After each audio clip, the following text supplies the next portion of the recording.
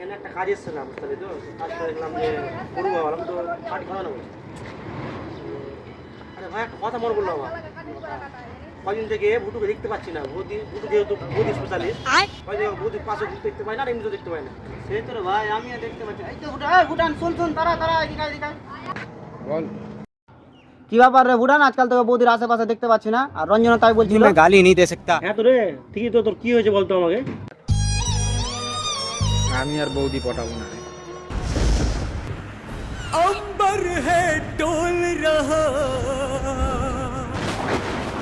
कांप उठी धरती मैया, मैं तारी को पाई।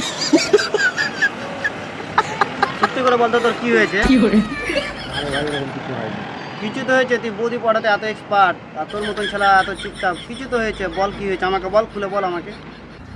আর বলিস না রে ভাই, কালকে একটা বৌদির সাথে ইমপ্রেস করার জন্য দেখা করতে গেছিলাম। আমি বললাম তুমি আমার ফিউচার। হঠাৎ করে দেখি সারা পেছন দিক থেকে বলছে আমার বউ তোর ফিউচার। পিছে ঘুরে দেখছি যে বৌদির স্বামী, হাতে বাস আর চোখ দুটো আগুনের মতো। দেখে এমন কেলালো আমাকে। আর বৌদি পটাবো না, বৌদির পর বলেই দিয়েছে আমার ওয়াইফের কাছ থেকে দূরে থাকি, দুনিয়া থেকে দূরে করতে। আর বৌদি পটাবো না।